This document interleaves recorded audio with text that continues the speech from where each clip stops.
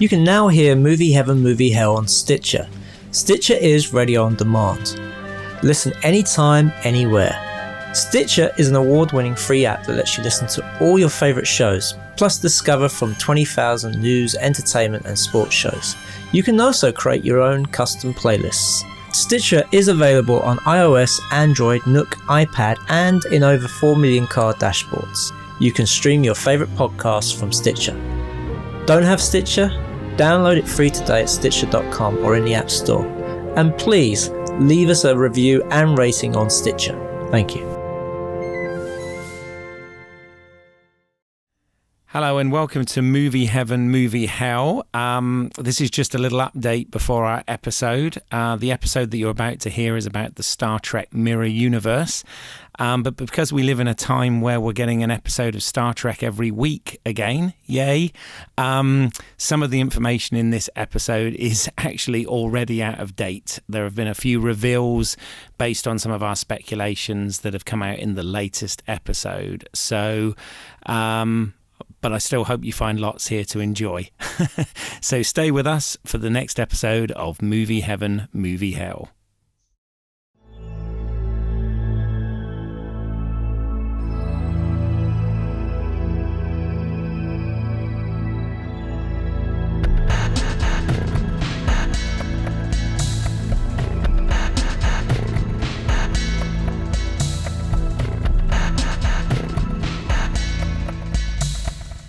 Welcome to Movie Heaven, Movie Hell with me, Simon Aitken, and I'm Keith Eyles, and we are both independent filmmakers who enjoy discussing movies, TV shows, and related media.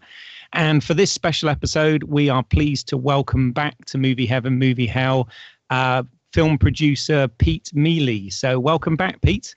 Hey, thanks for having me, guys. Happy New Year to you. And to you. Been a year, huh?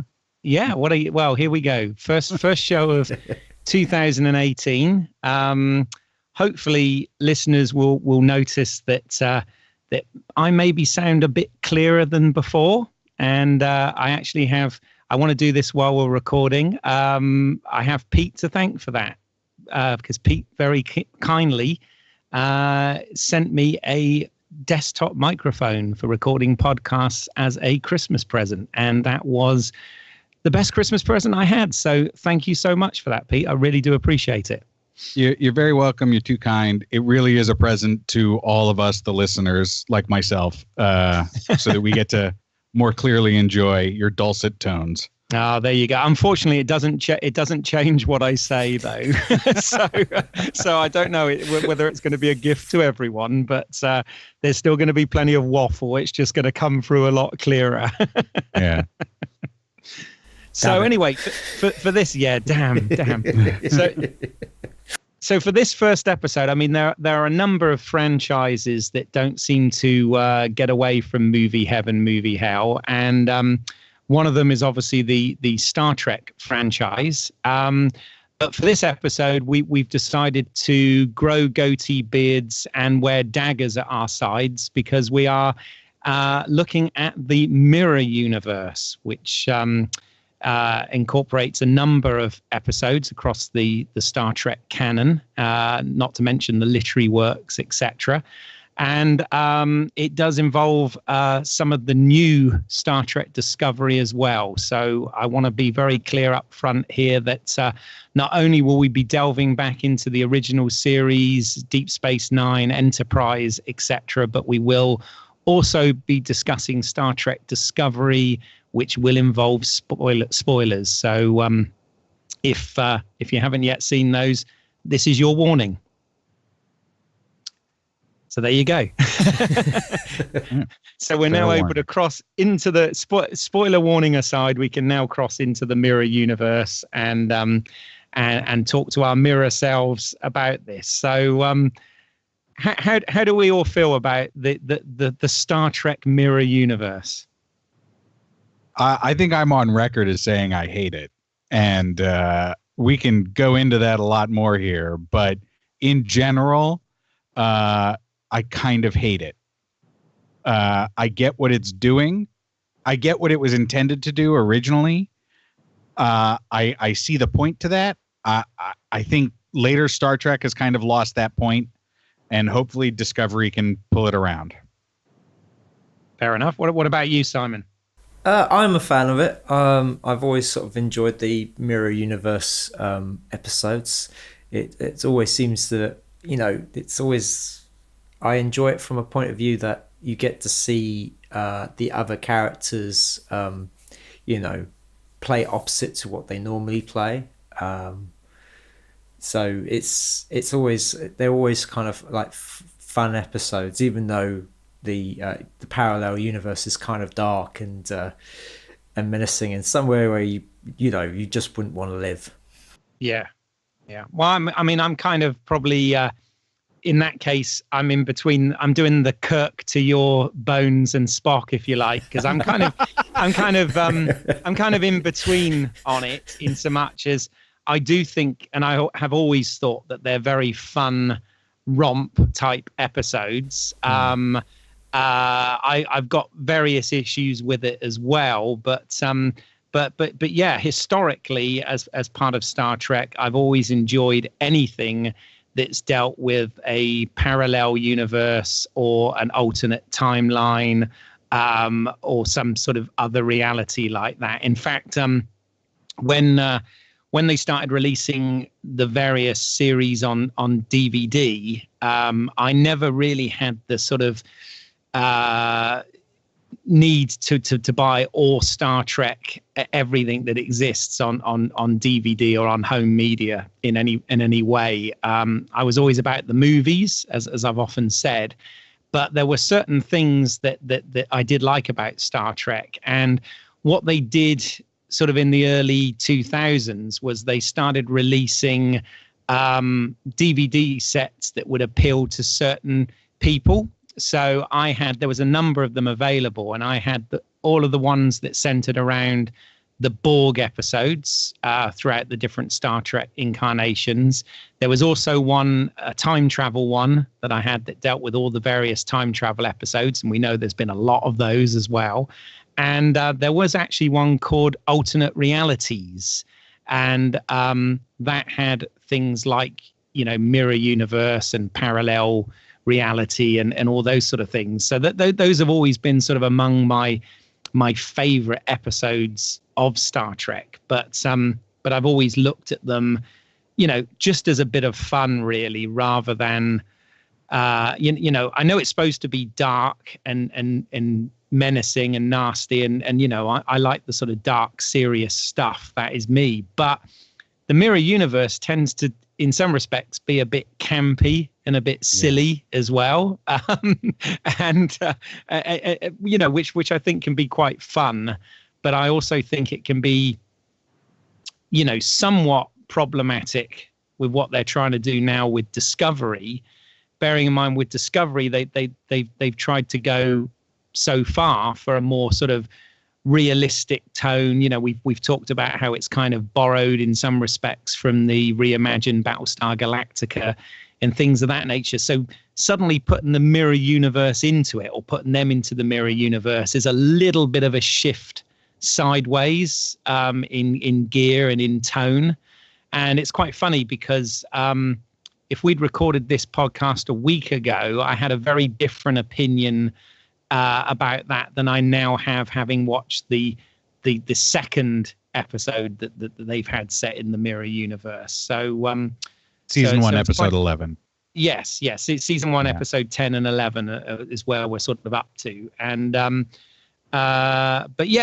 I guess we should sort of maybe start by sort of going backwards in the sort of origins of this. So first of all, can I ask, I know, have you guys seen all of the various Mirror Universe episodes that we've had?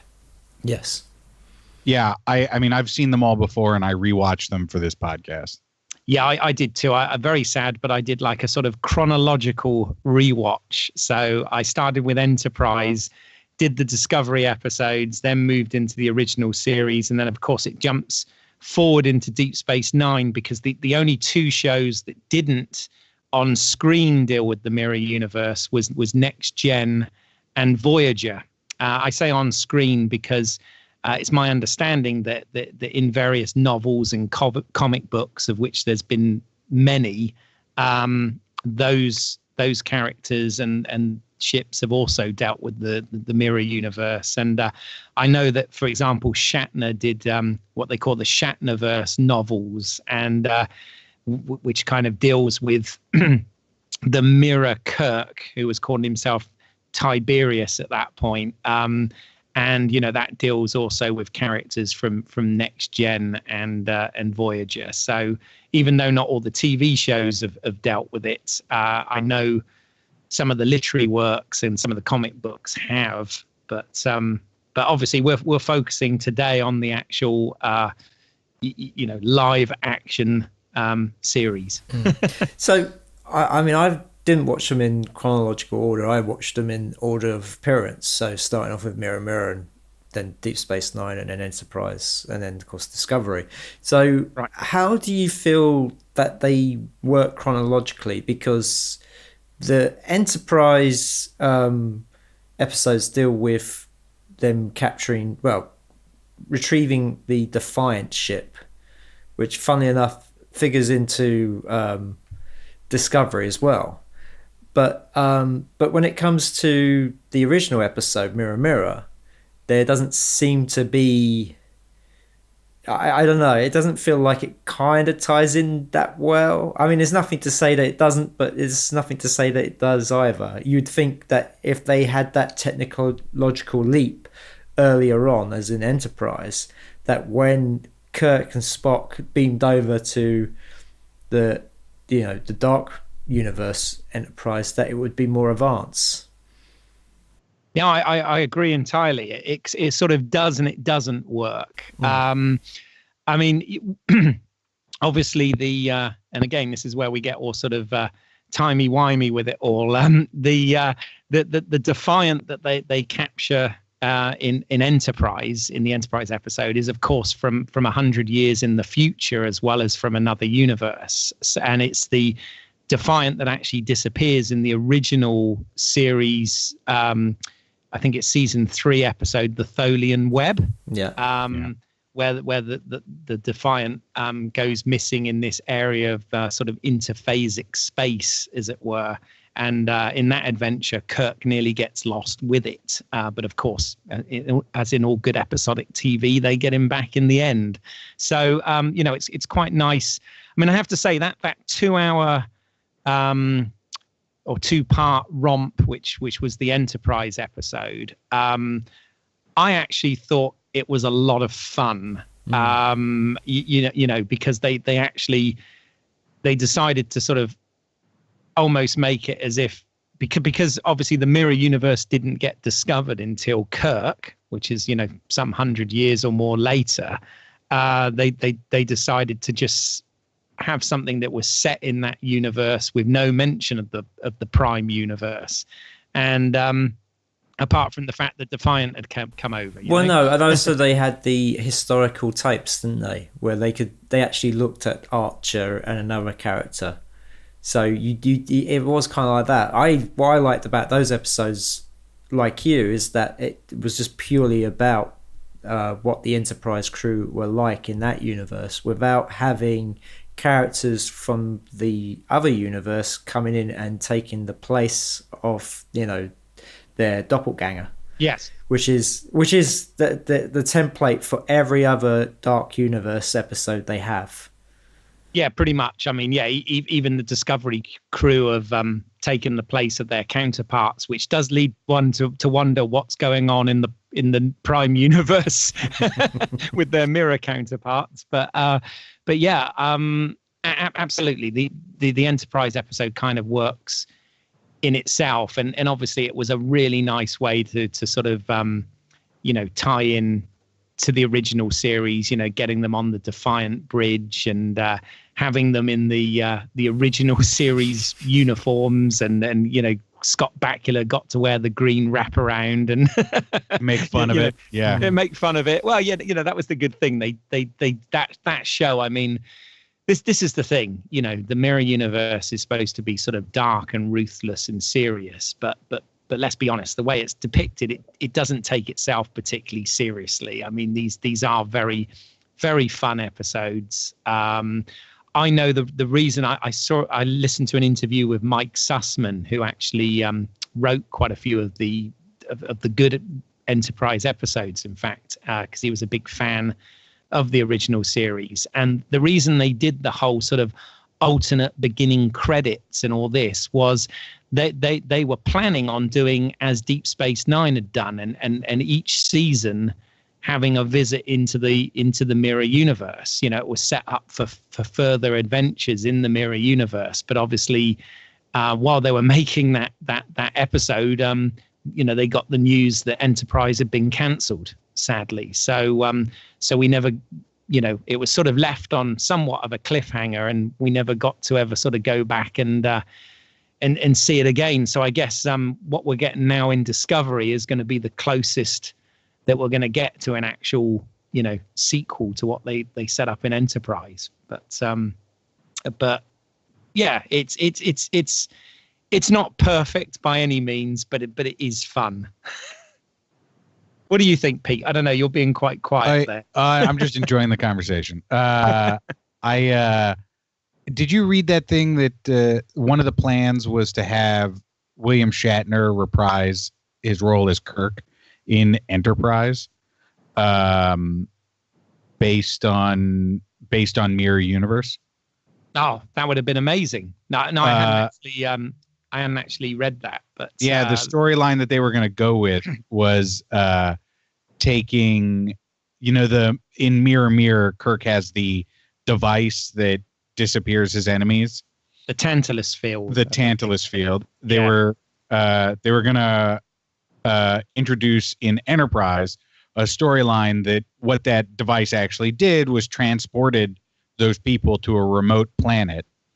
And so it didn't actually kill you. It just removed you, and then no one would ever find you. And they were going to discover this planet, and on it, they would find that as part of Spock's uprising, he had used the device on Kirk, and then William Shatner as Dark Universe Kirk would have made an appearance in Enterprise. Oh, that's one of those things that, you know, those great ideas that's kind of sad that it never came to reality, because I think that could have been quite fun, actually. What do you think, Simon? Yeah, though, would it throw them back from the future to the past then? Because, you know... Yeah, it would have had to, right? Yeah, because Shatner would be quite old. He couldn't do, you know, especially that Enterprise is set 100 years before Kirk and Spock, so... They would have played a little fast and loose with timelines, but... Yeah. Not that they don't always anyway. Always anyway. This is the thing. I mean, this whole idea of parallel universes, you know, I mean, it's been obviously Mirror did it, but I mean, back in the 60s, you know, DC Comics played with that whole sort of multiverse idea as well, didn't they? And you know, they've since had many comics, and well, and last year even a sort of TV crossover with the 4 sort of DC Arrowverse series, going into another universe, which a bit sort of you know, speculative fiction stuff, you know, ruled by where the Nazis won the war and all that, and like Man in the High Castle or whatever. Yeah. And that was actually quite a fun romp as well. But as I said, these things, I think they are fun as long as you don't take them too seriously, you know. Okay. And I know a lot of people my take problem. Star Trek. Well, this is the thing with Star Trek. I mean, Star Trek is, and I'm guilty of this as well. Star Trek is you know, a fictional universe that's been set up that fans and people do take extremely seriously. You know, I get well bent out of shape if continuity and timelines and whatever don't match up, you know. So then how do you manage the mirror universe? Oh my God. This is the thing. This is the thing. I mean, the mirror universe is, you know, on many levels ridiculous. But it's at the same time on many levels fun. I mean, I remember when I was a kid and I first saw the Mirror Universe or Mirror episode, of the original series when they were having it on reruns and whatever. It kind of blew my mind because, as a child at the time, I didn't have this concept of other realities and multiple universes and all that sort of thing. Didn't even really know what that meant. I was just getting my head around space travel and time travel and stuff like that in fiction. So that mirror universe I thought was amazing. It blew my mind. I was like, wow, this is really cool. And of course we never Star Trek never even dealt with that again until in the mid 90s or whatever, 30 years later with the Deep Space Nine crossover episode where is it Kira and Bashir go in? Yeah. Yes, they go into the mirror universe, and obviously things have changed quite a bit by that point because it's a century further on again, isn't it? But so I found it a lot of fun, and I look at these episodes almost exist within their own thing. I almost feel like that it's separate to Star Trek. I know that the conceit is to bring characters backwards and forwards between the universes, particularly by the time we got to the Deep Space Nine stuff. But I'm kind of just try and separate them in my mind as something different. Well, yes, as I say, especially with Deep Space Nine, that characters who were brought over from the sort of the main timeline into the mirror universe, they're always their counterparts have always sort of had passed away, apart from that first episode where you had the two Kiras. That's right. Yeah, and the old school way of filming the same actor in a scene, basically have them stand each side of the frame and look directly at each other. Yes. And then there is that scene where she touches herself, and it's so obviously another arm. Right? Did you see that? With some very odd shading on it. Yeah. It's actually quite funny. Those I was surprised going back and watching this as to sort of how dated or dated's a bad word, how of its time the Deep Space Nine stuff looked actually. But there were because they had, what was it, 5 episodes set in the mirror universe for Deep Space Nine. Some worked better than others, I felt. I didn't feel that all of them really. Oh, I think only one of them worked kind of. So my take, I watched it like Simon did, and watched it by release date. And so my sort of chart of it is that, I guess I went by, what is it trying to do? What's the point of the episode? And so Mirror Mirror is this look at human nature, or trying to think of a way to include Vulcans in that statement, but I'll ignore it. It's a look at what makes us beings, and what happens when we're good for being good's sake, and what happens when we're bad for our own profit. And so that was it. I took Mirror Mirror as a study of culture and species as a whole, and it is what it is. And then Crossover, I thought was a much more focused look at just the character of Kira, right? What does it mean for Kira to be good and what does it mean for Kira to be bad? And so I thought that was interesting and a worthwhile Star Trek episode. And then as Deep Space Nine continued, the anomalies in the timeline and the inconsistencies in how things are going on really get to me.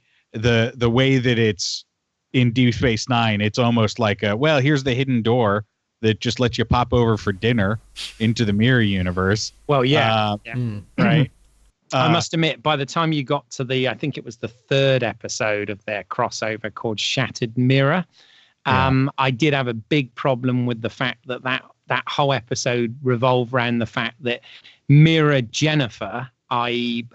Cisco's wife. dead wife in the prime timeline, sort of popped over to have dinner with him and Jake.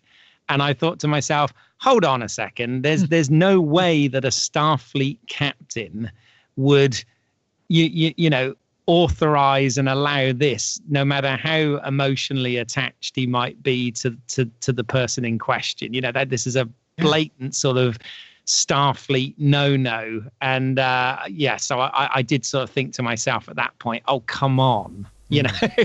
And you're right, it did seem that Miles O'Brien would just kind of beam over from the other universe onto their pad whenever he sort of felt like it.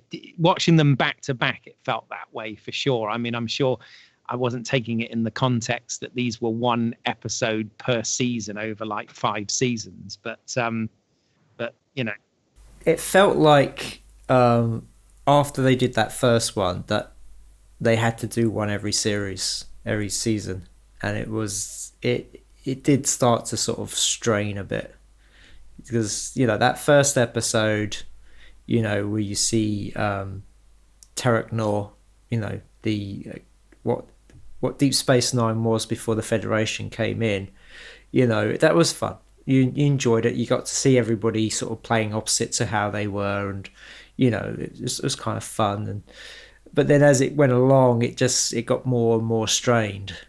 It's just like it just felt like they wanted an episode that was different to everything else that was going on at the time. It was very similar to when Bashir was found out to have his genetics meddled with, that he was genetically modified, and they brought in these other people who had similar procedures, but they'd gone wrong, and that got a bit strained as well, because it did feel like they, every season they had to be brought back for another episode of them being there, because it's, I don't know if the creators enjoyed those episodes or it was a fan response, but you started to see that a bit more in Deep Space Nine, where you knew every kind of the sort of last couple of seasons that you were going to have one of these episodes, and you're going to have one of these episodes turn up.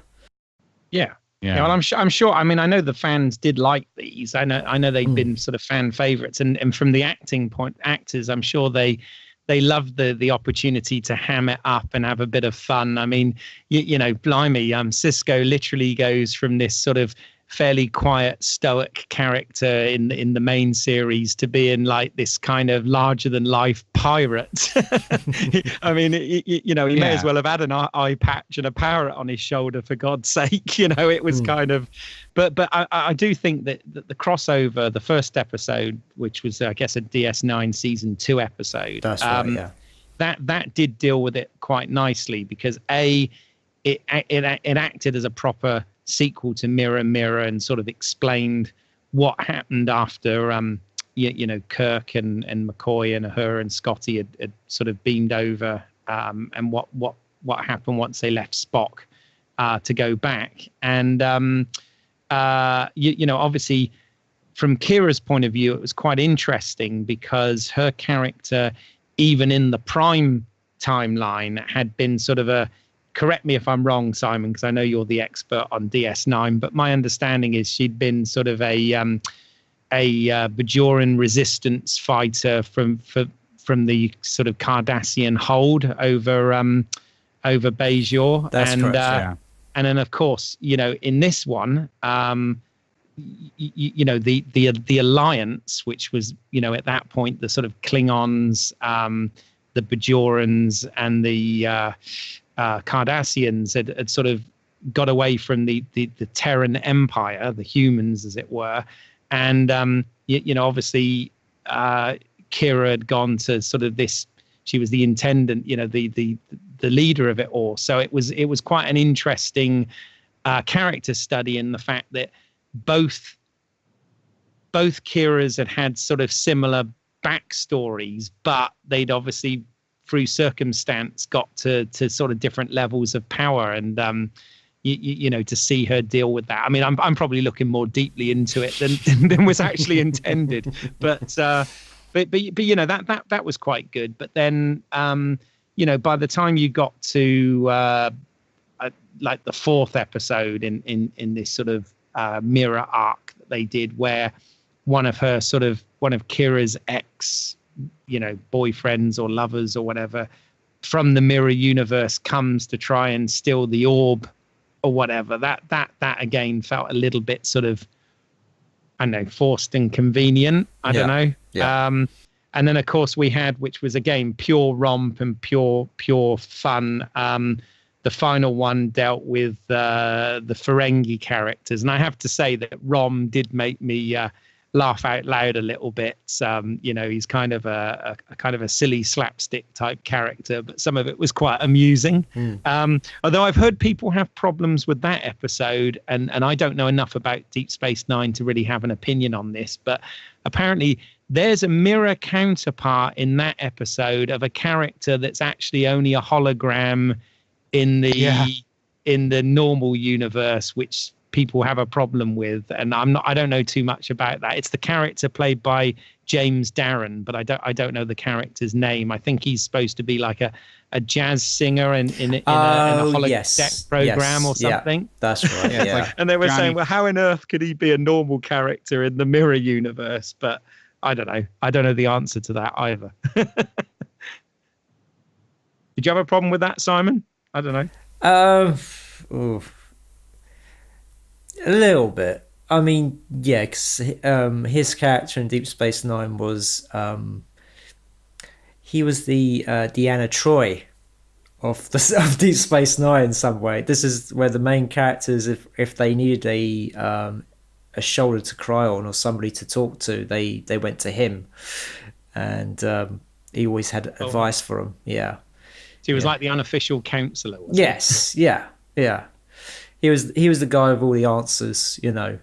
It's usually to do with, especially he was instrumental in Kira and Odo's sort of love life, because they were two characters that throughout the series were will they, won't they kind of get together, because Odo clearly had feelings for Kira, but Kira was always sort of, you know, with somebody else. You know, there was that whole thing going through it. So finally, through this holographic character, you know, they were able to sort of get together. Okay, fair enough. Yeah, fair enough. I think they probably run out of characters, because a lot of the mirror universe counterparts have been killed off. I mean, Odo was killed off in the first one, so they were starting. That's right. That was a great effect. I did like that, actually. That was a great act out, wasn't it? With the whole blasting him with the disruptor and just seeing him go everywhere. You know, it's like, wow, okay. Yes. So that's what would happen. Yeah. Yeah. So so I guess they were running out of characters to have in the mirror universe. Right. And it's one of those like fan service things that I don't know how much it adds to the story, right? I don't know what sort of exploration of the human condition you're getting by having a lounge singer show up as a human fighting. I mean, this is also the episode, right, where we have to completely ignore that in our regular timeline, the Daxes have changed hosts. That's right. Yes. Right. And so obviously in the mirror timeline, the same thing has happened. But it makes no sense. Point. Yeah. It makes no sense, because in our timeline, Jadzia Dax had to switch to Ezri Dax because of like an accident, right? And it was short and it was unplanned, and Ezri Dax wasn't ready to be a host, but she was the only Trill nearby. So how does that exactly translate? Excuse me, sorry. How does that? I get so angry. I'm choking on my own tongue. Don't use it to wipe your boots, though, right? Oh my God. Yeah, nice one. Nice one. Sorry, no, I had to tie it in somehow. It was a great reference there. Like that makes me so angry. It makes me so angry. Like, what are you doing? You just want to see the lady playing Ezri, you know, kiss women, apparently, right? Because that's like what? Yeah, I guess contractually back in those days of episodic TV, they had to have all the cast members appear in all the episodes or whatever. So, but yes, you're right. It is kind of a massive convenience that. Well, we're just going to shoehorn on both sides. Yeah, yeah, we're just going to shoehorn this one right in. That's my problem with the Deep Space Nine mirror universe is that in my thinking, right, the way that I see it, there would be no Terrans on Terok Nor. There would just be none, maybe one or two, but how are you going to make sure that you get the same starship captain, starship engineer as slaves or pirates in the same place? It's ridiculous to me. I did like the fact they got Tuvok in there, though. He wasn't on Voyager. At least that was one thing in the mirror universe that didn't happen the same as Tuvok wasn't in the Delta Quadrant or whatever with Voyager. He was actually one of the Resistance, one of the Cisco's merry men, or not so merry in his case. But it was like that was quite good to see him guest there, mirror Tuvok. I also thought the Vic Fontaine showing up, I took it as like Deep Space Nine playing off of the Voyager themes. I don't know how it syncs up timeline wise, but I know one of the main themes of Voyager was about how holograms are entities as well and should be respected the same way we respect life or androids. And so that's what I thought it was. Oh, okay, that's interesting. But the thing is, he wasn't a hologram, right? Because he actually gets shot, does he not? Yeah, he does actually get shot. So does that mean he? I don't know. I don't know. That's a bit of a mind twister. I think that one was just purely fan service. I think. Yeah. I don't think he was holographic. They just got the actor and say, here you go. You haven't got anything to do this week, so. We'll put you in a costume and you can get killed. Alt Vic Fontaine is not a lounge singer. He's a fighter. Yeah. And it makes no sense. At least he didn't. At least he wasn't wearing a tux. He could have been like a James Bond type, resistance fighter. Yeah. Yeah. It's funny you bring up the holographic Doctor from Voyager, because I remember the whole thing about his story arc, because originally when he was introduced to Voyager, his whole shtick was that he was going to come up with a name for himself. Yeah. And that was like throughout the whole first series, and then after that they dropped it completely. I mean, he did become the Data of the show, where his episodes were always about him exploring his kind of humanity and becoming more of an entity than just this emergency program. I mean, especially when he got the holographic emitter, the mobile one, so that he could walk around and go on away missions and stuff like that. And I think there was a joke at the end, the very final episode, the one where you see them on Earth. And he's married. He's married, and there's a joke says, "So what's your name?" And somebody interrupts him. He doesn't get a chance to say it, but it was funny. It was a whole story arc that they introduced and then completely got rid of. It's a shame. I must say, I did like the doc. I mean, I like Robert Picardo as an actor anyway, but I did like the Doctor, and I think I may have said this on another Star Trek podcast that we've done so many now. But the Doctor almost made more sense to me than Data in some respects, because he was literally activated in the pilot episode. Yes. So him learning all this stuff from scratch, other than his medical knowledge, which he was programmed with, kind of made sense. Whereas, Data had always been someone that had served in Starfleet for some time prior to Next Gen. Yet it was almost like in Encounter at Farpoint was the point where that character started learning human stuff. And again, they did it very entertainingly and whatever. But the Doctor's sort of sentience always made more sense to me from that point of view. But again, I'm reading way too much into this. I think that's what we do best. To go further, 2 slight corrections. Yeah. The doctor's name that's revealed in that timeline, he does actually say it. It's Joe. Oh, okay. Oh, is it? Yeah, it's Joe. And then Paris has this joke that he goes, it took you that long to come up with the name Joe. Typical Tom Paris. Yeah. But also, there's a lot of other episodes in Voyagers besides the Doctor that deal with holograms as life forms. I thought it was sort of like, it's one of the reoccurring themes that they really take on. There's like an episode where there's a ship that is only crewed by a single hologram, and it goes into like, he's so lonely, but nobody thinks he's a life form because he's a hologram, but he's experiencing loneliness. Anyway.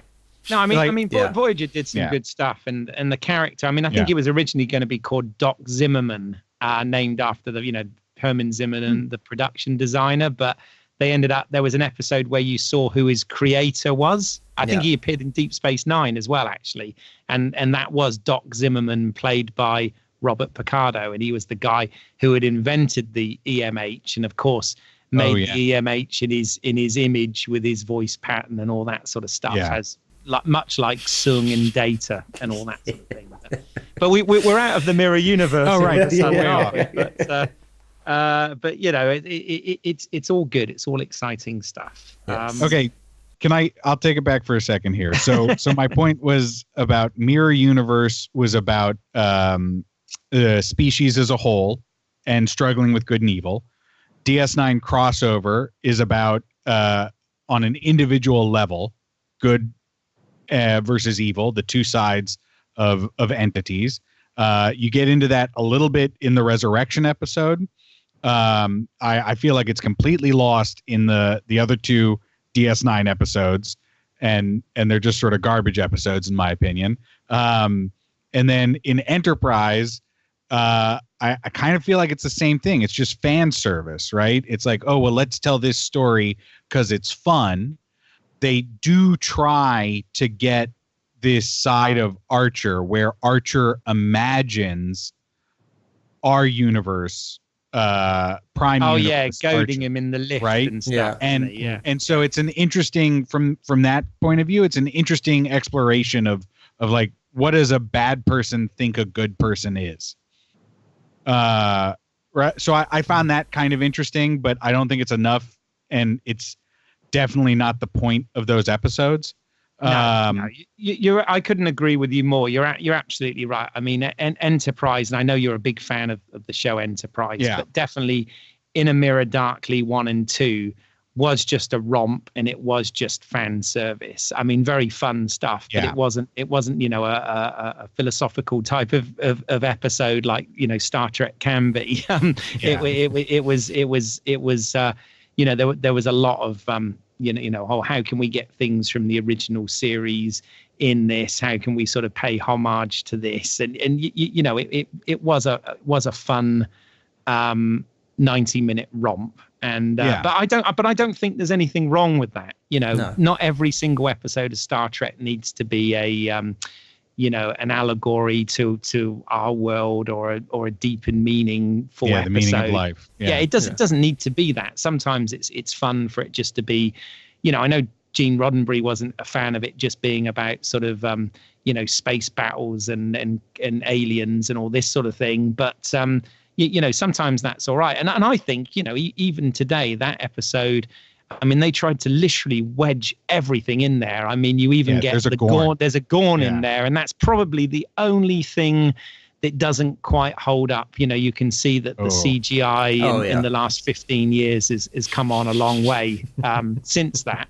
Yes. But I mean, everything else, the sets they built of the original Enterprise and the costumes and getting them in, all of that was I thought a lot of fun, and seeing getting characters back who had died, like Admiral Forrest, bringing him back to be the sort of commander of the NX-01 and stuff was fun, and recreating the First Contact Zephyr and Cochrane scene at the beginning. I mean, that was fun. And a lot of people go on about the beginning credits, but I think it was quite interesting as opposed to showing sort of man's journey of exploration like they do in the normal credits. With this one, they show man's journey of warfare and conquest and whatever. Yeah.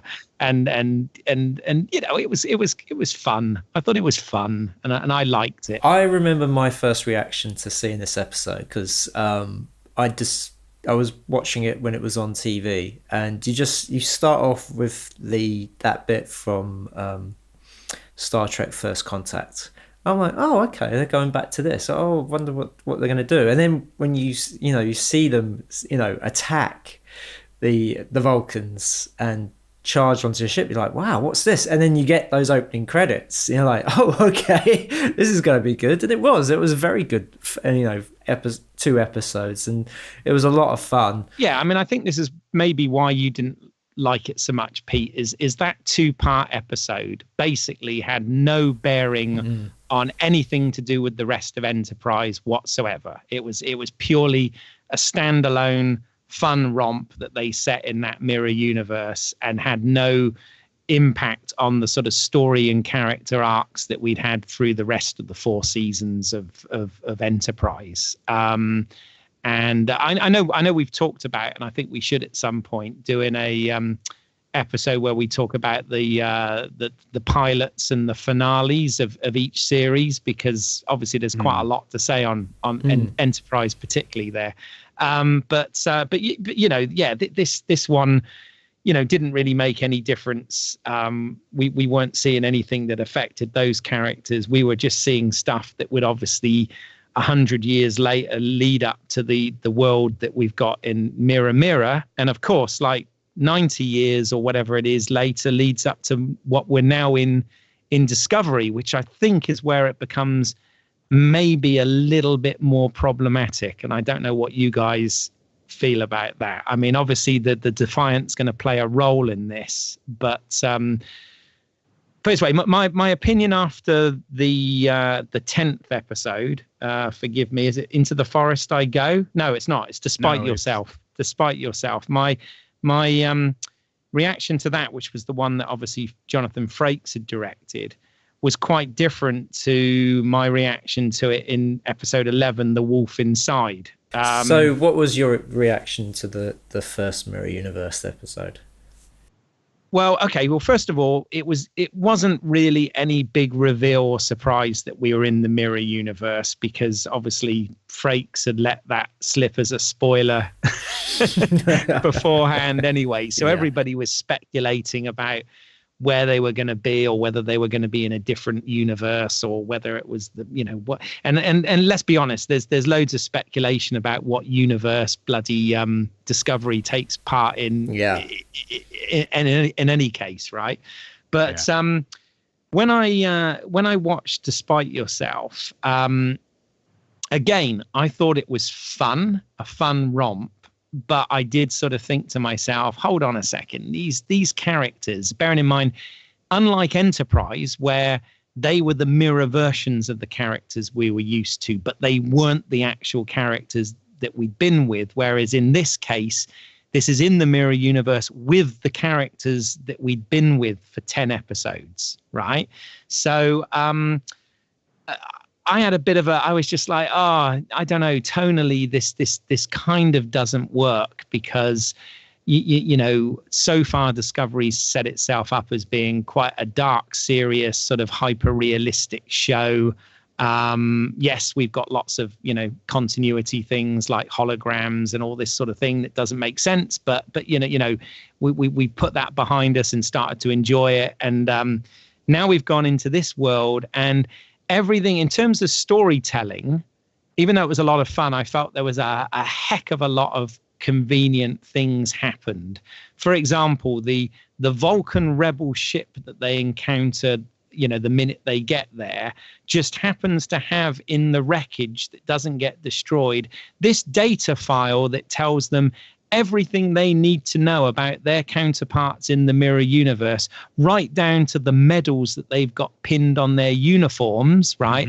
But of course has no information whatsoever about the their flagship, which is the Defiant, which they need the information to get back. So I thought that was a tad convenient. Wait a minute, the Defiant wasn't a flagship? That's a sort of top secret ship, I don't apparently think Hoshi had made it yes, in Hoshi Enterprise, had made it the flagship because it was from 100 years in the future and stuff. But that was in Enterprise. We don't know how much the Discovery ties into this. You got to remember, Discovery is doing its own thing.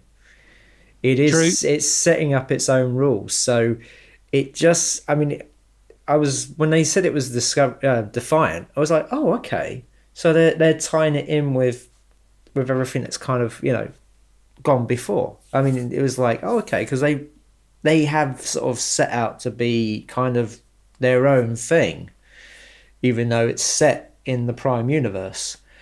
And so, when it was like tying back to the Defiant, it was like, oh, okay. But at this point, we still don't know if it still ties in with Enterprise. All we know is it's a ship that came through from their universe. They don't even know if it comes from the future or the past. Oh no, they do know it comes from the future, but they know it's a Constellation class ship, and they want to find out how it got into the mirror universe so they can get back without the spore drive. Yeah, one of my little theories that I had, for me, it was no surprise. And again, we've already given spoiler warnings, but It was no surprise that Giorgio turns out to be the Emperor. Yes. But I was wondering whether Giorgio might actually be Hoshi's daughter, because when you think about it, 100 years earlier, Hoshi, became Empress. In the mirror universe. That's how they end the Enterprise episode. And I thought, wouldn't it be interesting if Hoshi ends up Giorgio ends up being the Empress, and she's sort of like Hoshi's daughter or Hoshi's offspring, in some way, which they obviously haven't. We don't know if that's the case or not, but that's kind of my headcanon going apeshit. But the point was, I sort of thought to myself, well, that was all a bit convenient, and they seem to fit into their counter. Don't get me wrong, there was a lot of great humor stuff in it. The actress that plays Tilly, yes. That was brilliant when she had to do the sort of communication with the other ship, and she's like, what the hell, and she's obviously very socially awkward and all this. But she did seem, she's not only a very good actress in real life, but Tilly, the character, I think is a bloody good actress, because she seemed to fit into being her mirror self, Captain Killy. She seemed to fit into that rather well. Yes. But the thing was that the whole episode kind of tonally, to me, it didn't know what it was. And the reason I say that is, on one hand, we've got, the sort of campy mirror universe and joke, with Tilly and, all of that sort of stuff going on.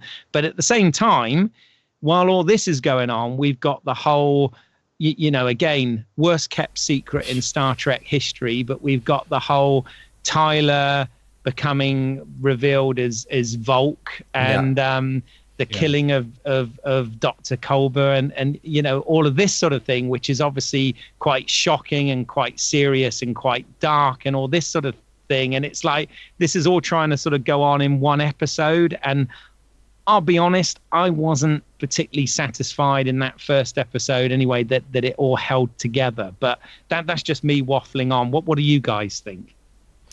Well, I have gone back and watched the whole of Star Trek Discovery. Wow. Yes. My girlfriend wanted to see it, and she hadn't watched an episode so far, so we put the first episode up on Saturday, and by Sunday evening we fully caught up. Don't you love it when they do that? Yeah, I love it. I love it when girlfriends want to watch stuff that you're really into and they haven't seen. That's always music to my ears. Well, as you remember, I as we spoke last time, I was not a big fan of Star Trek Discovery, but the thing is, it does work very well if you watch them back to back. I think I'm going to say that the plan of releasing them on a week by week basis is actually doing it a disservice, because it's a series that absolutely needs to be watched back to back. Oh, so it benefits from a binge, does it? It absolutely does. It absolutely does, because it's a continuing storyline, and it's not episodic. It's not each episode is standalone thing. It helps it a lot more. And I think there was stuff in watching it the second time that I kind of missed the first time, and the problems I had with it originally have kind of been cleared up doing it as a binge. So I was more into it the second time watching it. I think that whole reaction of going, oh wow, this is so different from everything I've seen before, had gone, and helped me sort of ease into it a lot more. So I am actually quite enjoying it now. I have, my opinion of it is completely changed. And so, yeah, I've sort of, so catching up and going into the Mirror Universe stuff, it's been really good. So, yeah, sort of, it's kind of interesting to see where they go with this, because, as we said, the Mirror Universe episodes have always been their own thing. They never affected what was going on in the main story, yet because of Star Trek Discovery being a continuous story line, each episode feeding into the other, it's kind of interesting where they're going to go with this, because there's certainly repercussions. I mean, the fact that now Discovery knows that Tyler is a Klingon and has killed the Doctor, and he's already in he's already in prison, but yet we've seen his Mirror Universe counterpart, and we can see that he could be a force for good, possibly. I mean, if it is leading to what the original Star Trek is, then there has to be a truce there. There has to be the neutral zone. That has to be put into place, and so they need characters who can do that. So maybe that's what this character is. Yeah, that's what I really liked about this episode 11 is to bring it back to my Star Trek themes. I thought that episode 11 of Discovery takes it from what we can learn about ourselves in good and evil, to what the dark universe, the evil universe can learn about being good by having the Voq in the Mirror Universe be someone who's trying to be a peacemaker, versus the Voq from our universe, who's trying to destroy. So watching episode 11, I really loved it, because I thought it brought a whole new spin to these Star Trek themes that keep coming up and make Star Trek really interesting for me. So I love that part of it. Yeah. Mm-hmm. Yeah. I mean, it's it's good that it's sort of feeding back into some of that. And I mean, did either of you guys, because there's obviously a lot of speculation, because Lorca changed the coordinates just before the jump.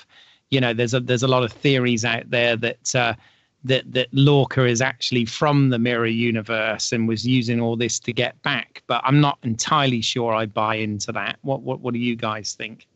It's a possibility. I mean, the fact that Lorca's character in the Mirror Universe has disappeared, presumed dead, so he could be. But then again, also in the Prime timeline, right? It's that Lorca was the only one who survived from the shipwreck.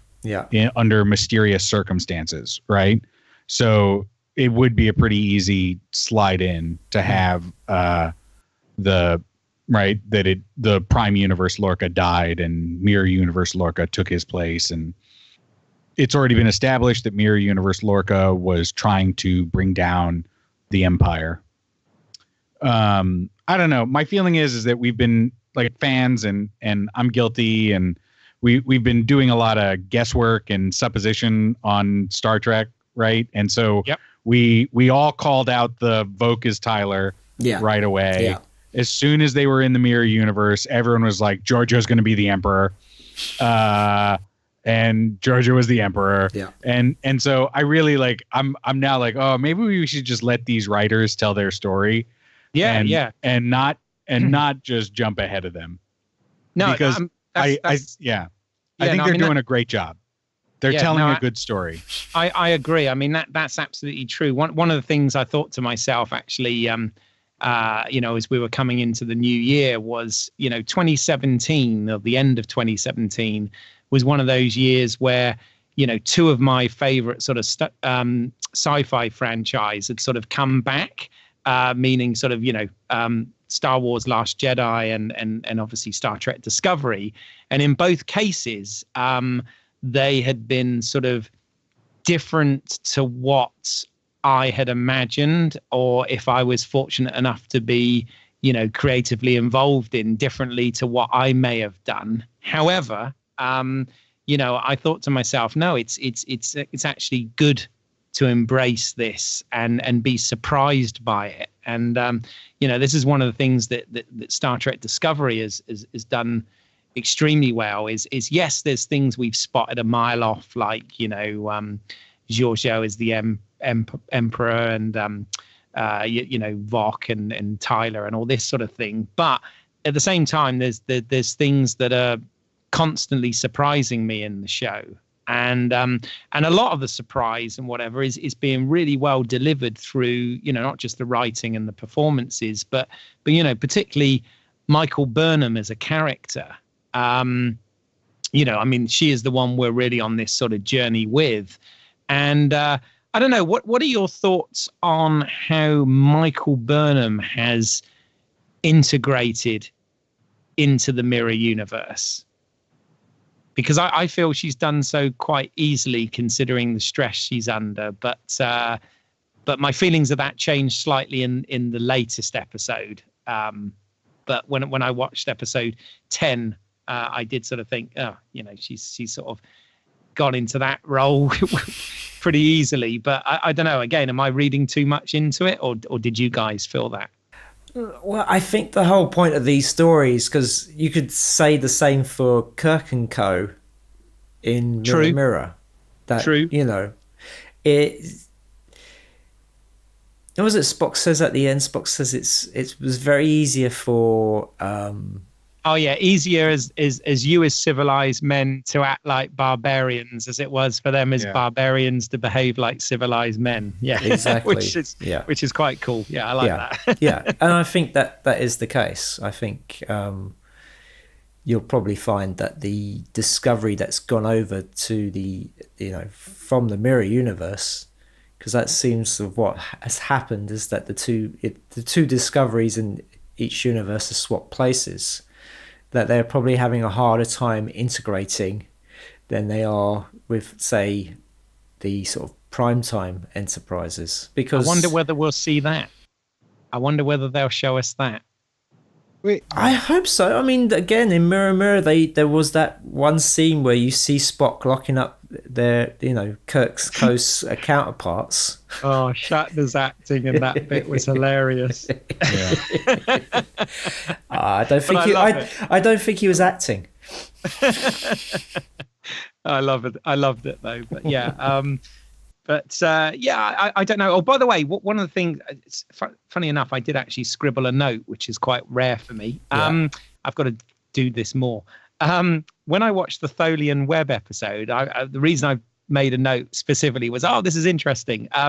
One of the things in the Tholian Web, when they beamed over to the Enterprise, Chekhov asks if there's been any reported incidents ever in Starfleet history of mutiny. Which Spock replies, no, there's never been any mutiny listed in Star Trek history, which I think is quite interesting because obviously his adoptive sister was, of course, the most famous mutineer in Star Trek history so far, right? In Starfleet history. So, but he don't talk about again, family.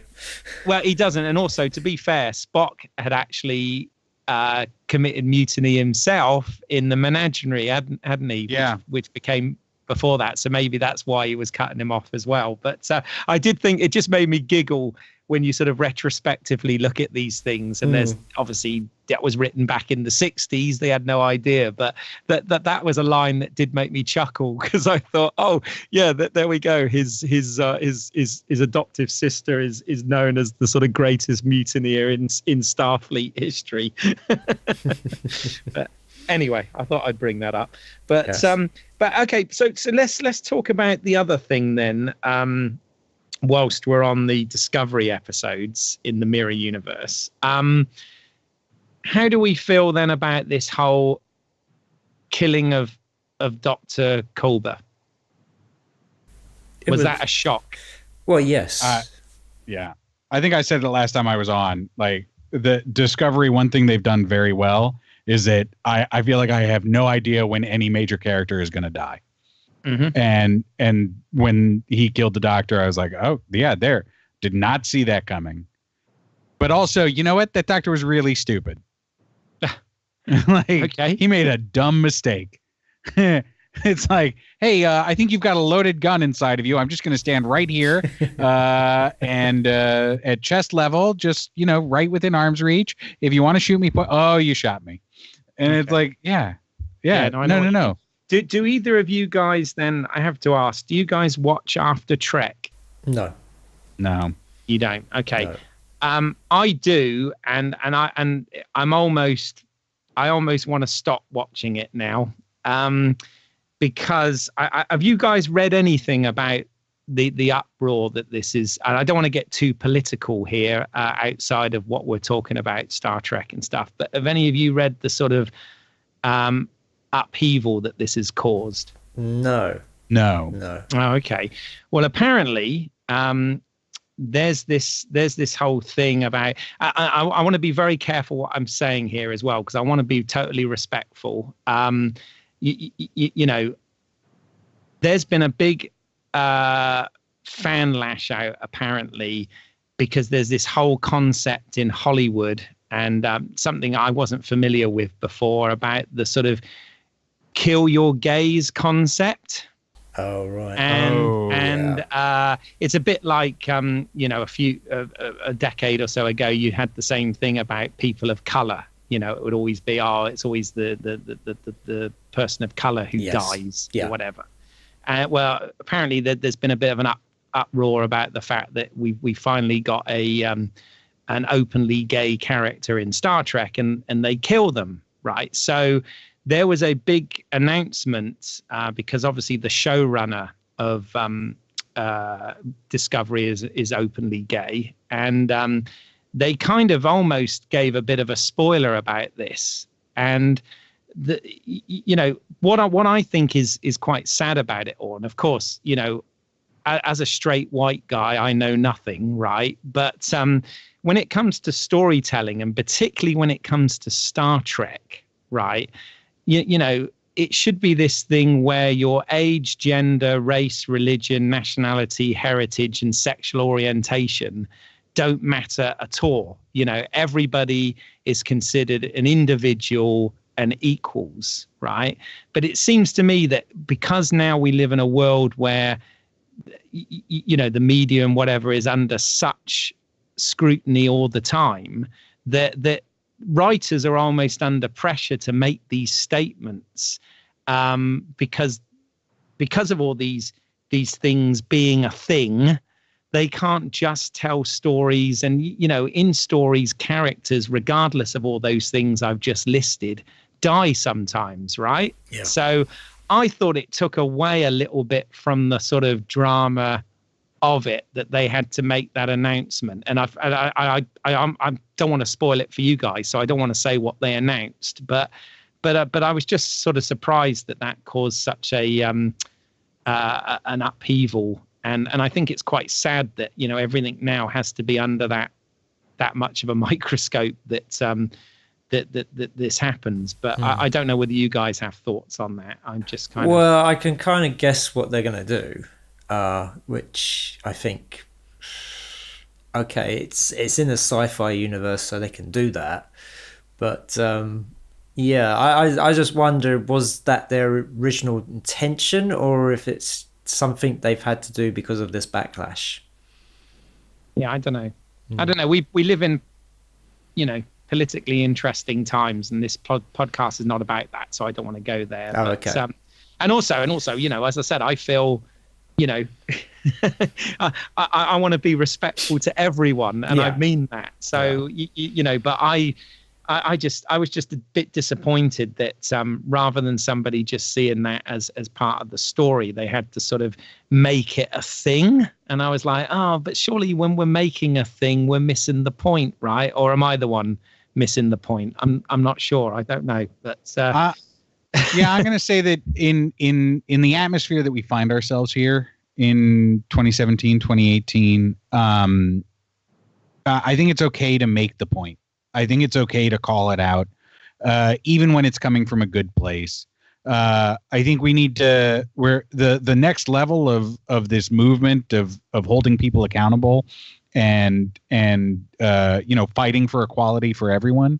The next level of this is that we can call out inequality and bad things without ruining the good that is also there, right? So I think it's okay to call it out and say, like, hey, you guys might have done this, and we just want to point that out, and for the show to own it and say, don't get ahead of yourselves, right? I have faith that the writers were, you know, had this overall storyline in mind ahead of time, and so I don't think the writers are rapidly changing, you know, the plot so that they can avoid offending.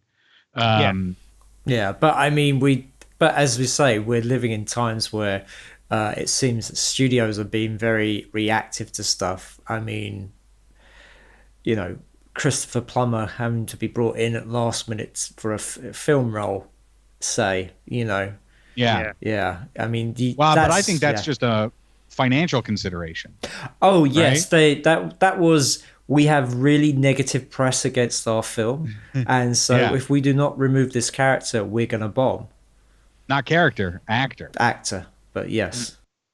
Yeah. I mean, right? It goes well beyond. It's crazy. No, it's you know, it's a very sensitive and massive discussion. And sorry, I didn't mean to sort of bring the podcast down that path, as it were, particularly when we're talking about something as silly and unimportant in the real world as the mirror universe. But no, so we can take off our fake goatees now, right? Yeah, exactly. We're gonna go serious for a minute. But no, I just you know, it was just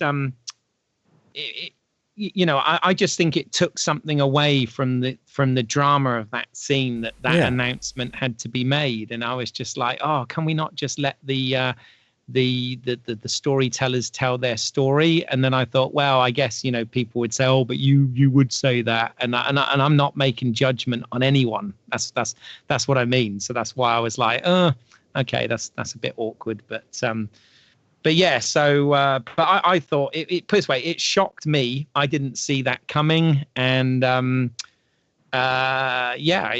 this whole thing with the Vogue reveal, I know it's been building up for a long time, but my God, they've gone for it now, haven't they? Even having him fighting his mirror self, which I thought was quite fun. Yes. Oh, it's fantastic. And what he cried out when he did it, right, was that you're a traitor to the empire. Or that's not the exact wording. I'm sorry, I don't remember it exactly. But his motivation, right, was that here's someone who's going against everything he believes by trying to integrate species and live in unity.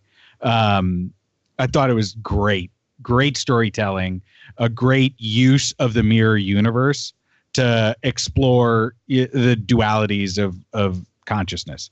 Yeah. And actually, in relating into what you were saying, Simon, about watching it as a sort of binge and everything tying in, I do seem to remember that the first thing that Stamets ever said to Tyler when he met him was, "My God, you're tall." Yeah. They commented on his height, and of course, you know, they said that part of the surgery was to try and reduce some of the height, etc. So it kind of made sense from that point of view as well. So again, I don't know whether that's just really clever writing or just a coincidence, but I think we have to give them the benefit of the doubt that it's really clever writing. No, I mean, it's interesting now that we know who he is. Is he still going to be human, or is he going to revert back to Klingon? Or that's the interesting thing at the moment, isn't it? Yeah. Or are they going to find? Oh, sorry. No, I was going to say, and also, did Ash Tyler, actually exist? Yeah, we were going to say the same thing. Yeah. Oh, right. Is that what you were going to say? Okay. That's what I was going to say. We should have said it in stereo, as Ryan, you might. But no. So but no. I mean that itself was quite interesting reveal. And the other thing I was quite pleased about, down back to design elements and believability of the world and stuff, is obviously we've had this massive change in the look of the Klingons, but I was really, really pleased to see that they haven't messed too much with the Andorians or the Tellarites.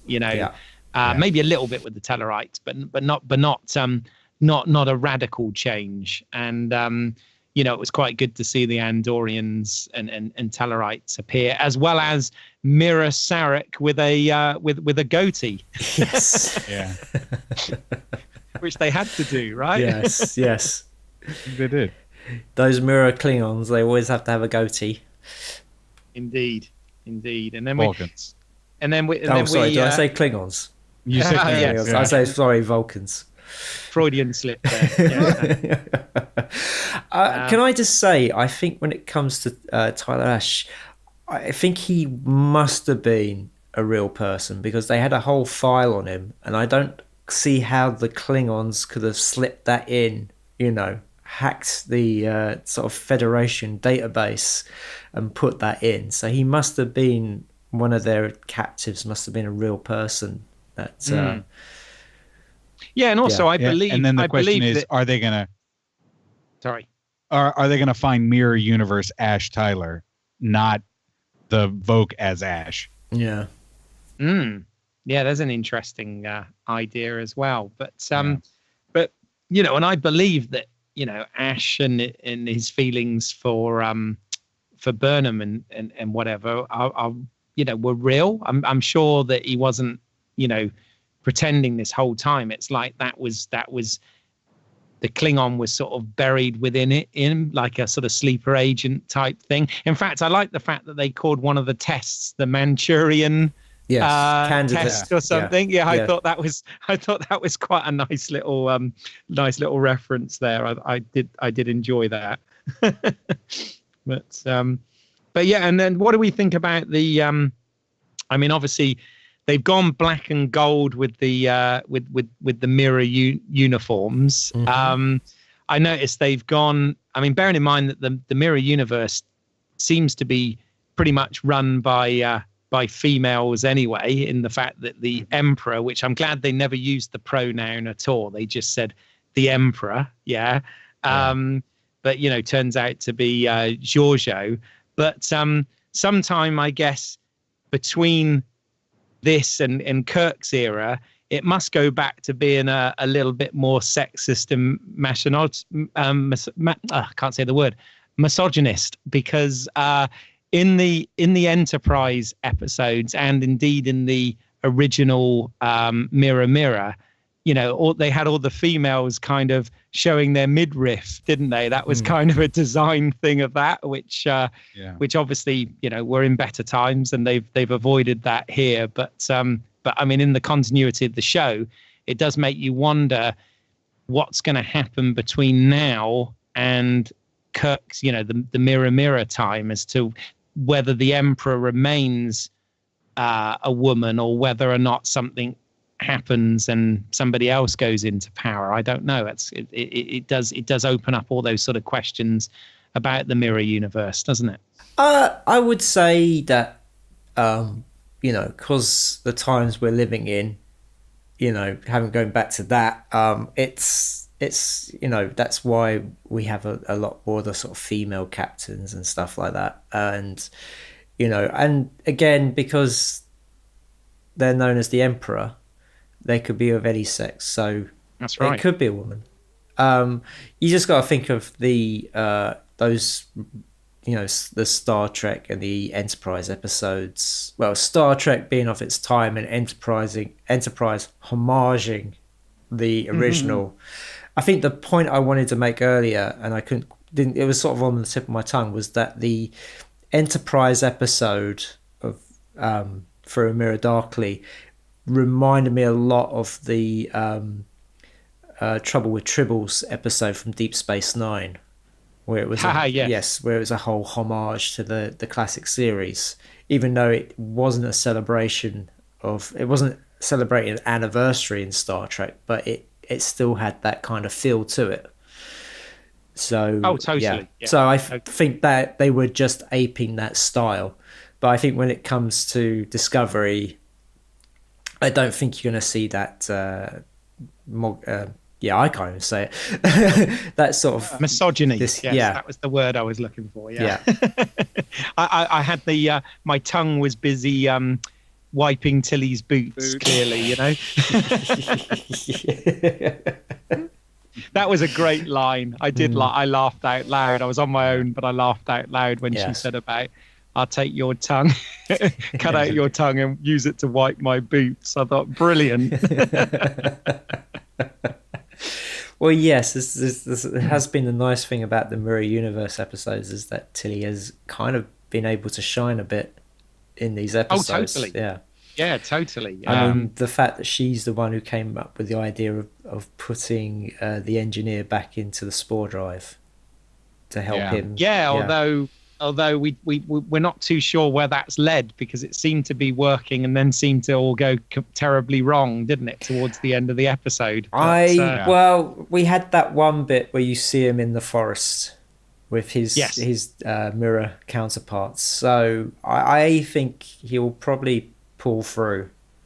Yeah, and of course we had that hint back in one of the earlier episodes when he was cleaning his teeth, and his mirror image stayed there for a few seconds longer. That's right. Yes. So you're right. Or as my girlfriend said, "What the hell just happened there?" Yeah. Oh yeah. I was a bit taken back when I first saw that. I was like, "What the hell's going on?" But, but it's good. I mean, I did like in Despite Yourself. I did also like the turbo lift fight between Burnham and the guy who had been the ensign in the Prime universe. I've forgotten the character's name now. But he was the character who Connor, was it? That's it. He came to visit her in the cell and got blown out into space. And I have to say, I was glad that we didn't see the whole, body being ejected into space like we've seen in like the Star Trek films, because I've gotten to a point where I really do not like that visual anymore. It's gotten really distasteful. I mean, when you originally saw it in like Starship Troopers, when you saw the people going out into space and stuff when ships were being destroyed, it was very clever, and I thought in the kind of worked in the first Star Trek film, but then when you got into Darkness and the last Star Trek film, it's really leaving a bad taste in my mouth. Oh, what you mean when they get sort of blown out by the escaping air? Yeah. Oh, I see what you mean. Yeah, because they obviously they showed the three characters at the beginning of this one being beamed into space by at the command of Burnham. I mean, Burnham, my God, that woman's having a hell of a year, isn't she? The things she's had to go through since the beginning of this episode, it's just as well she grew up embracing logic, because otherwise I think she would have had a nervous breakdown by now. It's kind of but she Sonequa Green, she plays her wonderfully, and I do really like the Burnham character a lot. So So that's good, and that works. But any other thoughts about? I mean, obviously, we've still not seen where this is going. Yeah. It's going to obviously be in at least one more episode, if not more, of this season. So we've still got a way to go. But in terms of how it fits in with everything else, have you guys got any more sort of strong feelings or thoughts on that? I'm just looking forward to seeing the next episode that comes out, next week. Seeing where it's going to lead. I have a suspicion that they'll probably get out by the end of the next episode, because they kind of, I have noticed there is a kind of a pattern where they deal with stuff that may be set up in one episode, and by 3 episodes down the line, it's kind of sorted or addressed again. So. 3 episode arcs, yeah. Yeah. The rule of 3. Rule of 3, yeah. Fair enough. Now, what about you, Pete? Anything you're itching to say about this? No, as you love it so much. I am enjoying the ride that they're taking me on. I hope that I actually think it needs maybe 2 more episodes, honestly, to really tie it in with the first half of the season. And to sort of bring the Vokes, all 3 of them, or 2 of them, together and merge the universes and maybe say something, about how we come to peace with our differences and our different views, and get back to the issues that were set up in the first 4 episodes of season 1. And sort of, I think what my take on it is that they're using the mirror universe to sort of solve the Voke and Klingon problem, which I think is an interesting thing to do. And I think that if they try to wrap it up in 1 more episode, it might be a little pat and a little quick. So I hope that they give it the time and the attention that it needs. And I honestly, though, have full faith in the writers to do that. Fair enough. Well, that's good. Yeah. One other thing I want to touch on, which is still live action, but it's obviously outside of the official produced episodes, was I don't know whether you guys saw it, but I sent you a link to a very well made fan production called Star Trek Continues, and there's an episode called The Fairest of Them All, which is a direct sequel. It picks up immediately after the events of Mirror Mirror. So in other words, when the mirror counterparts beam back onto the Enterprise, and kind of deals with that story. Did either of you guys get a chance to watch that? I watched most of it. I didn't finish it.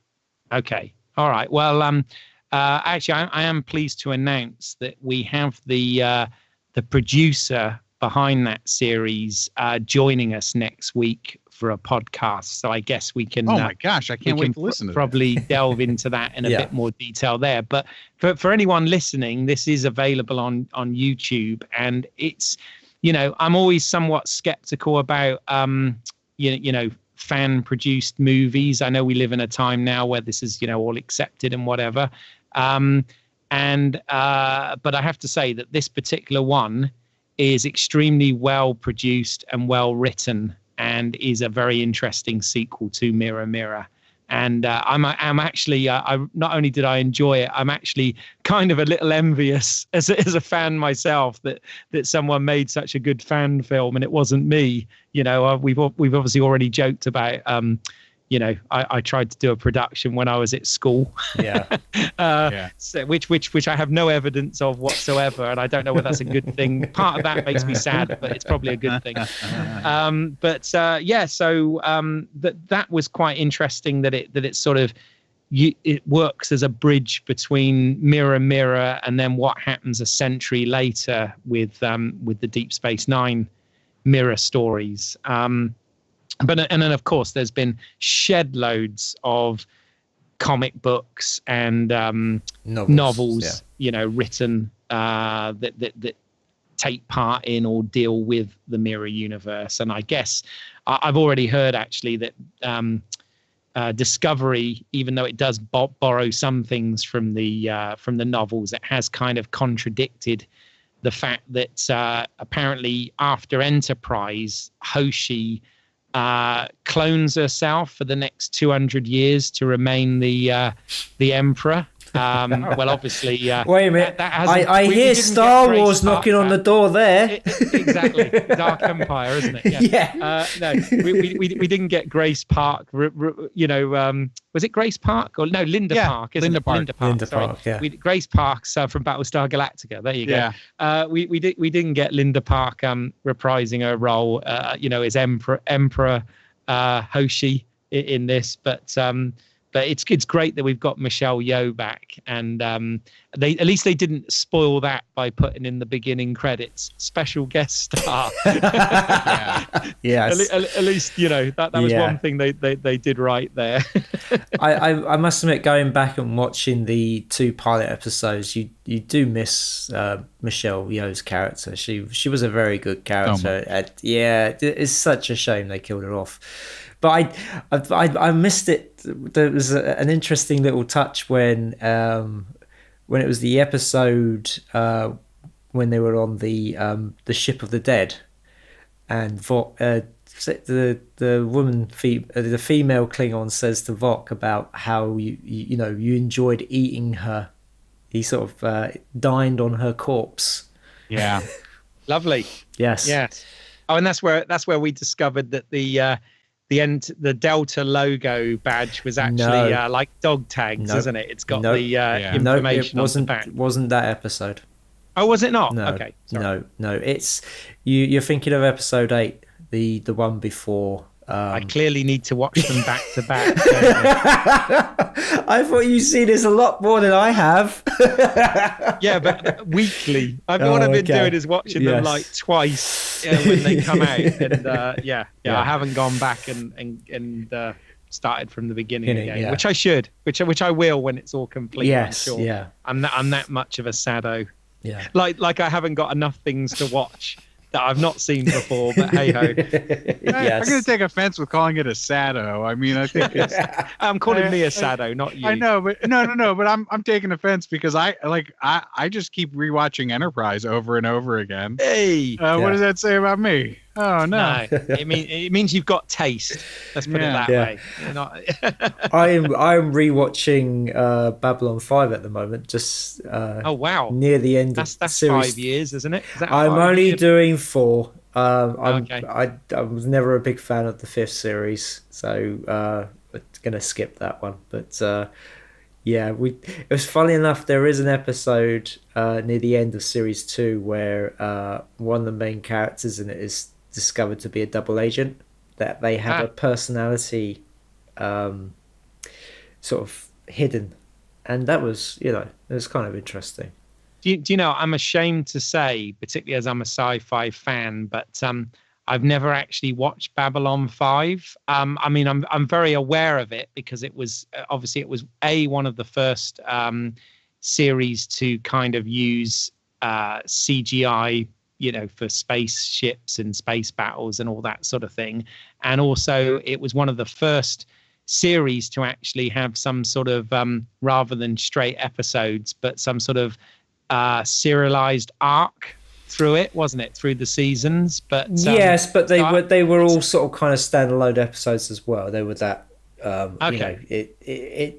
each episode sort of began and finished whatever story they were trying to tell. It was told within that episode, even though there was a bigger story.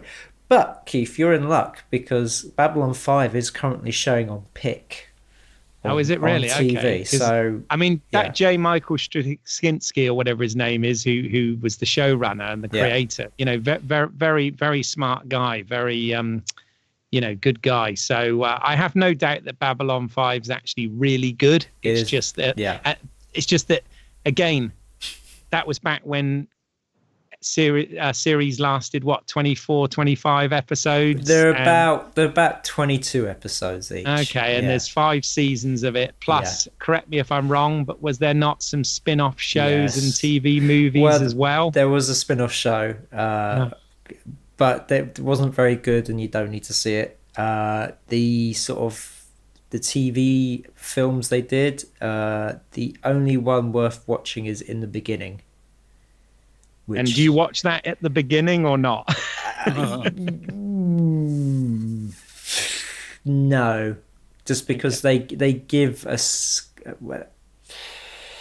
they kind of give a spoiler away, but it's good to it's one of those episodes to go back and watch. It's probably the bit like The Plan. It's a better version of the Plan, because it shows you the Earth Bombari War, which is something that they talk about, but they never really. You see snippets of, but they go into it in great depth. So it's better than The Plan. I remember I saw the pilot episode at a convention way back when it before it came out, in fact, and I wasn't really gripped by it, which is why I didn't sort of get into it. Yeah, unfortunately, the pilot 2-parter is not great, and right. But it's one of those series where it gets better as it goes along, the first series, and then it really finds its feet in the second series. Okay. Didn't this come out? This came out around the same time as Deep Space Nine, yes. Didn't it? Yes. Yeah, because I remember there was a lot of stuff about, they both take part on space stations, and they're about to, different societies trying to integrate, and there's a wormhole type presence in the vicinity and all this sort of thing. Well, no, it's they're very different shows, because Deep Space Nine was dealing with with Star Trek, we've always seen, the ship would come along, deal with a planet, deal with whatever the problem of the week was, and then it would fly off. And the idea of Deep Space Nine was that they were there with this one planet, through everything. And Babylon 5 was a space station it's like the UN in space. So it's different societies coming together to, deal with their differences, so that it doesn't result in there being war like there was with the Earth Bombari War. It's very, very, very different. Very different. Well, it might be. It's fair to say it might be a little while before we have a Babylon 5 episode. But we should do. We should do, because it is a great series and it still stands up. Oh, if only I had more time. I had a time machine. Yes. Okay. I think actually the creator of Babylon 5 said that he gave Paramount his script and they passed on it, and then they put out Deep Space Nine, and he was upset and thought that they stole his idea. Yeah. I wouldn't be surprised that they saw the script and went, "Ooh, space station, that's kind of interesting." Yeah. But I don't think they didn't sort of take the idea. They didn't take the idea completely. I think they just liked the idea of there being a space station. That instead of the going to the adventure came to you. Yeah. Yeah. But I mean, they're very different shows, and they both have their different merits. They are. Yeah. They didn't have a mirror universe though, right? No mirror universe. No. Did they have a parallel universe? No. It's all based in that one universe. I mean, they've got plenty of races with their differences, and it's a much bigger story than Deep Space Nine.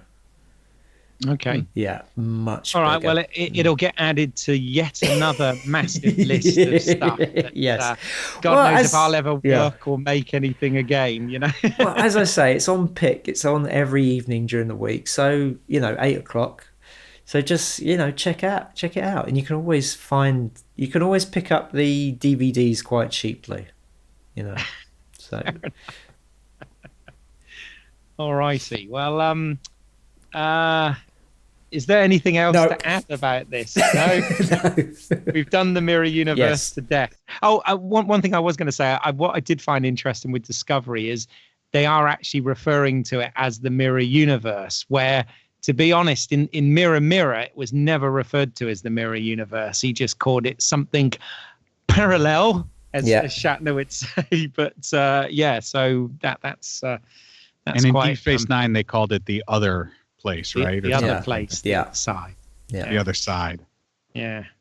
But anyway, we've still got some more stuff to come our way with Discovery. Yeah. And no doubt, if it's one of those things that's successful, I'm sure that there will be more romps in the Mirror universe. But I understand, like you say, Pete, about it not really sort of fitting into overall Star Trek sort of ethos, and I agree with that. But as a piece of fun entertainment, I kind of like it from that point of view. So I can like fun entertainment. I don't want to sound like a Vulcan here, but if you're gonna do fun and entertaining, at least have the basics line up, right? Like when you switch your daxes for no reason, when you have Cisco being a pirate, but then 2 episodes later being basically just Cisco in the same universe. And, you need that character then to be a captain to play off of your alternate Kira. It really upsets me, right? It just makes me go, what are you doing? Why are they there? When you have a space station full of humans mining, they talk about mining on Deep Space Nine. I was like, what are they mining? What are they mining? Or mining or something. Or mining on a space station? Yeah. Like, what? Wait, and you're importing humans from far away? And it's dirty work, because did you see the state of Bashir's uniform? Yes, yeah. After a couple of days in that refinery. Yeah. Just the idea that the same people would end up in the same place when all of this different history had happened. Yeah, but I must admit though, that's a whole problem with Deep Space Nine then, because Terek Nor originally was an ore refinery. When it was refinery under the Kardashians, I think they did ore mining there as well. They used the Bajorians as slaves, so I think that was just. I thought they did processing, which I kind of understood processing. Like there's an ore refinery where a ship comes in and dump rocks, and you refine it down, and then there's mining, which is different, which is going and taking rocks out of something. And they could be bringing asteroids in or something. I don't know. I mean, at least they did address that, and that the DS9 station or Techno or whatever it's called was not by the wormhole. It was actually still in orbit of Bajor. Which made sense because I believe it moves in the pilot episode. That's right. Yes. Right. Yeah, it does. Discover the wormhole. So yeah, we really will have to do one on the pilots and finales at some point. Yeah. Because Star Trek it is the franchise that won't go away. Yes. And we're pleased about that. Alrighty. Yes. So, anything else to add? No, that's it. We're good. Yeah. Thank you, guys. Well, I'm sure we've missed something, but we covered a lot. So we've covered a hell of a lot. Yeah. in crystal clear audio. Yeah. All right. So thank you, Pete. Really appreciate it. If people want to. Well, can you tell us about anything you're working on, or where people want to find your work? How can they contact you, etc.? I am on Twitter at spud_monkey. And if you want to yell at me, I probably already have you blocked. Yeah. And there's something coming up that I'm excited about, but it's not done yet. I can't say it yet, but maybe next time I get to talk to you guys. Oh, okay. Well, I'm sure there will be a next time for sure. Yeah. Yes. Yeah. Yes. More Star Trek coming. Yeah. Yeah. And Keith, where can people find your work, or can they find you on social media? Okay. Yes. Well, yes, I am now back on Facebook, although I'm not checking it very, very regularly. But I'm on the Facebook now. And but if you want to see my work, if you go to YouTube and put in British Eyles, that's Eyles, as in my last name, there are 6 shorts that I wrote, produced, and directed on there. And I'm also pleased to say that next weekend, so the weekend of the 28th of January, I have another film of mine that's not online, playing at the Horror on Sea festival in Southend-on-Sea. You can find information of that by if you Google Horror on Sea, there's all the information, and that runs for the next 2 weekends in January. Yes, and also you're also in another short that's being screened there. Oh, I am. I should have mentioned that. Yes, our good friend. Oh dear, hate me. Our good friend to the podcast, Mike Tack, is also showing. He's got the premiere of his film Judge, which I actually act in alongside Ben Shockley. That is playing. Reason I didn't mention it, I wasn't sure if we were going to be out. This episode was going to be out in time, because that actually plays this Friday, the 19th. So I don't know whether this will be out by then or not. Probably not, but we might as well give him a shout out. I'll give Mike a shout out because we like him. And if you want to see his films, if you go to Apocalyptic Conservatory, if you put that into Google, I know that he has films available there, and also a feature on Amazon Prime. That's right. Yes. And you can check out his shorts as well on YouTube. So there you go. It's almost like he's a guest when he's not a guest. Exactly. Mike Tack. There you go. Got a better plug than anyone. So Mike gives me a lot of stick, so I'm sure I'm sure that this is just sweet revenge, and it's not really me, it's the mirror me. Keith's not such a nice guy with a goatee. And as always, you can find my work at independentrunnings.com. You can see short films I've made, and also there's I've done some blogs about the making of my films, so it's all on there. Just check out the website. You can also see some of my work on YouTube. Just search Independent Runnings. You can listen to this podcast on iTunes, Stitcher, YouTube, and all good podcast providers. You can follow us on Facebook and Twitter. Just search Movie Heaven, Movie Hell. And please leave us a rating and review on iTunes and Stitcher. It all helps. So that just leaves me to thank our guest again. Thank you, Pete. Thank you, guys. It's been a real pleasure, as always. And hopefully you'll join us for the next episode of Movie Heaven, Movie Hell.